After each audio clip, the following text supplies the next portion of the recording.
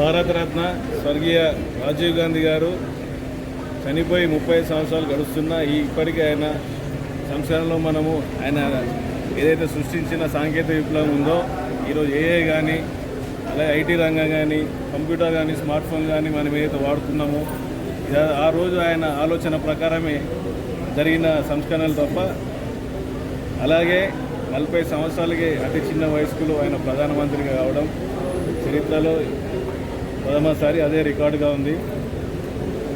ఏదైతే ఇలా సృష్టించిన ఏవైతే విషయాలు ఉన్నాయో తొలినాళ్లలో ఆయన సాంకేతికానికి దాదించడం జరిగింది.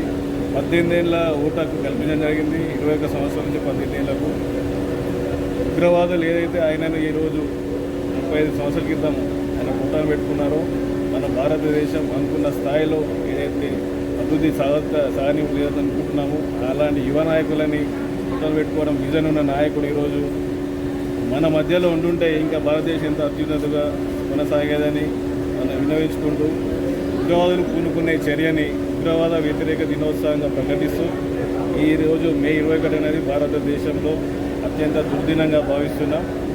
ఇలాంటి చర్యలకు పాల్గొనడం ఉగ్రవాదులకు ఏదైనా మంచిది కాదు.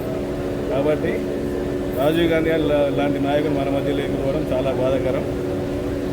మా ఏఐసిసి కానీ పిసిసి కానీ వారి సంస్కరణ కోసం ఈరోజు మేము పండ్ల పంపిణీ కార్యక్రమం వీళ్ళకు చేపట్టడం జరిగింది.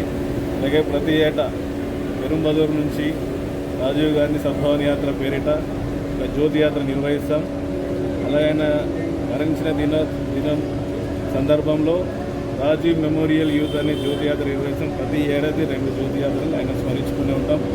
ఏ ఒక్క కాంగ్రెస్ నాయకుడు ఆయన సేవలు మర్చిపోకుండా అలాగే భారతదేశ పౌరులు కూడా ఆయన చేసిన సంస్కరణ స్మరించుకుంటూ ఆయన అడుగుజాడలు నడవాలని కోరుతూ ఈరోజు ఓన్లీ ఆయనకు నివాళులు అర్పించడం కాకుండా ఆయన అడుగుజాడలు మన పయనించాలని కోరుతున్నాం.